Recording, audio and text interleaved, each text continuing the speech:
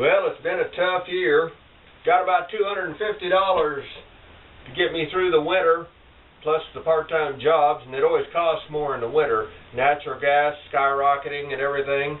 In 1973, when my wife and I got married, a natural gas bill in the dead of winter was $10 a month. Now it's about $170 a month, just in the same house. Does that tell you anything?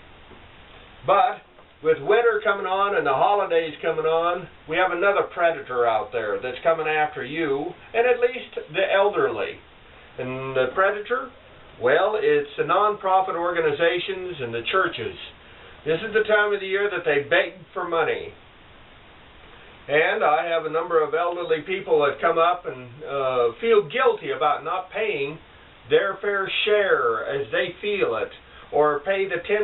And a number of churches, in fact, we have one church here in McCook that demands that you pay 23% of your earnings to them. But rest assured, there are options. And when some elderly person, most of the time it's a woman, elderly women that come up, and they are talking about that, I tell them that you've already paid your 10% to God.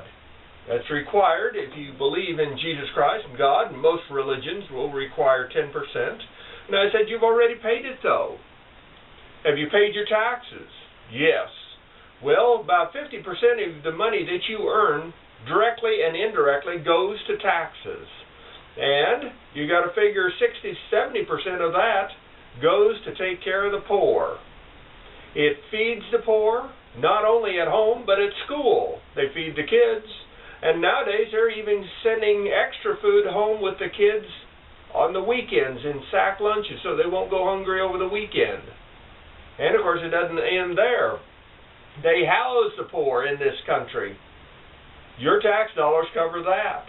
And it doesn't end there. They cover the poor with the medical costs, free health care for the poor. Don't you wish you and I could have that? Be that as it may, that's the options that are out there, with your tax dollars going that direction. So you're paying way over the 10% if you listen to the Bible, because the Bible says if you've given to the least, you've given to me. Your tax dollars have taken care of the poor, but not just in this country. It also goes around the world. Any disaster, who's the first one there? That's right, your elected officials with your dollars more than willing to buy food and supplies from their buddies, contractors, to sell that food to that poor or disaster-stricken nation. You bet.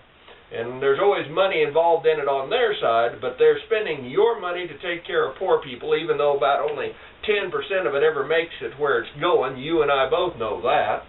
And say you even decide to give it to charities. You know, those people that wouldn't even bother to put flowers on your grave after you're dead, not even cross the street to say hi to you any other way, but they're going to beg money from you.